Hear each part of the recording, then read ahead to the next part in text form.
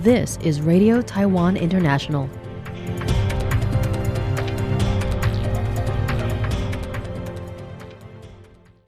Welcome to the news on Radio Taiwan International. I'm Hannah Belinsky coming to you from Taipei, Taiwan. We begin with a look at today's top stories for Wednesday, February 18th.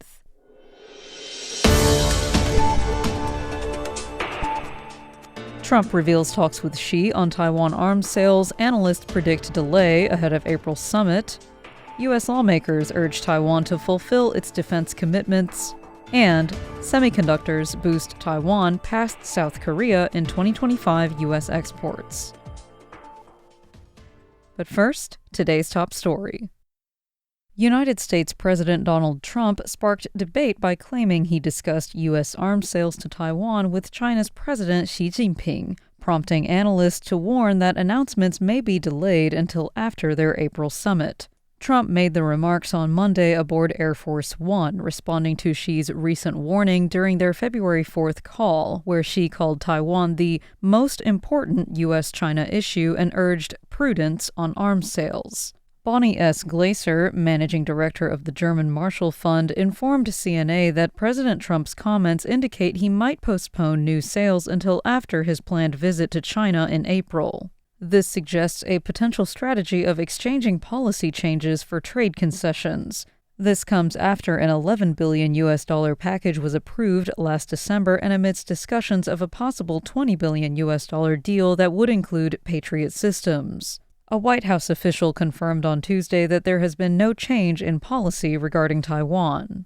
Richard C. Bush from the Brookings Institution highlighted the ambiguity in the U.S. 6 assurances made in 1982, which state that America has not agreed to consult China regarding arms sales. This wording allows for future discussions without being bound by previous agreements. Alexander Gray, a former official at the Trump National Security Council, mentioned that Trump is trying to balance strong U.S.-Taiwan relations, demonstrated by economic and defense improvements, with trade objectives involving China. He predicts that positive relations between the U.S. and Taiwan will continue. In response to a joint letter from U.S. lawmakers, Legislative Speaker Han Kuo-yu has said that defense-related special budget bills will receive top priority once the session begins. Republican Senator Pete Ricketts, who drafted the letter, followed up this Tuesday. A bipartisan group of 37 U.S. senators and representatives had sent the letter to Taiwan's legislature expressing support for the special defense budget and stressing that Taiwan must fulfill its budget commitments and demonstrate its determination to defend its democracy. It was signed by Ricketts, Democratic Senator Chris Coons, Republican Representative Young Kim, and other pro-Taiwan legislators, and addressed to Han, KMT Chairperson Zheng Li-wen, TPP Chairperson Huang Guochang, and DPP Legislative Caucus Whip Ke Jianming. The joint letter stated that in the face of a worsening threat environment, both the United States and Taiwan must take further steps to deter Chinese aggression. Lawmakers warned that if Taiwan's defense spending does not substantially increase to the level reflected in President Lai Ching-te's special budget proposal, progress will be insufficient. Ricketts told Central News Agency via email that he is encouraged by the speaker's response to the letter and indicated that Washington is working to resolve the backlog of weapons deliveries. He stressed the importance of maintaining peace and stability in the Indo-Pacific region. Fueled by surging semiconductor exports, Taiwan leapfrogged South Korea to claim fourth place among U.S. import sources in 2025 with $167.7 billion U.S.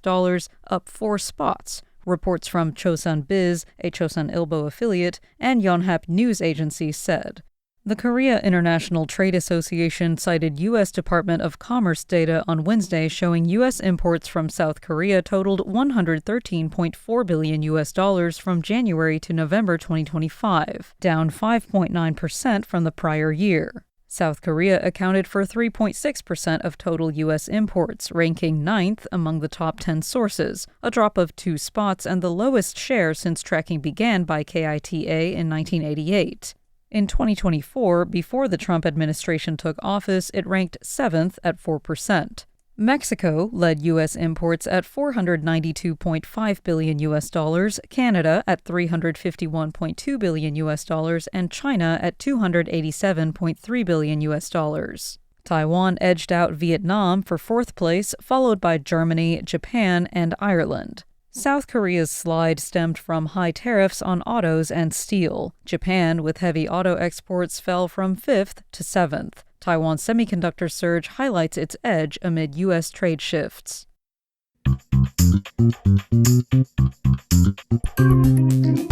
Hello from Radio Taiwan International. Check out our Google Podcasts. Search Taiwan Collective and Taiwan Voices for a collection of shows where we cover topics from serious to silly. And also visit us on the website at en.rti.org.tw and follow us on Instagram, Facebook, or Twitter. See you later.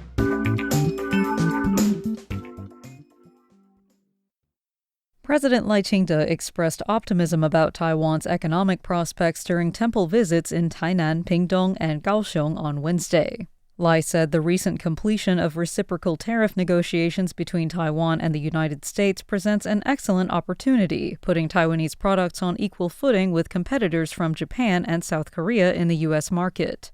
At the Sacrificial Rites Martial Temple in Tainan, he thanked the public and the industry for their unity amid recent challenges and noted that both economic growth and stock market performance were strong over the past year. Lai called for continued teamwork and confidence, saying Taiwan's economy could perform even better this year.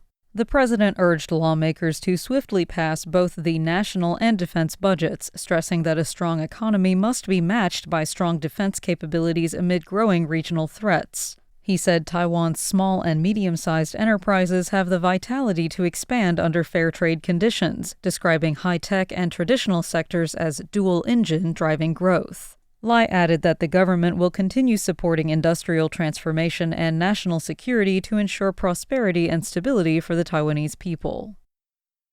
Penghu County Magistrate Chen Guangfu accidentally fell and lost consciousness this Tuesday on his way to a Lunar New Year performance at the Diablo Dance Theater. His vital signs were restored after 13 minutes of resuscitation efforts at Penghu's Tri-Service General Hospital. Chen was subsequently airlifted to Kaohsiung Veterans General Hospital for further treatment. He underwent emergency surgery the same evening, and while his condition has improved somewhat, he remains in critical condition.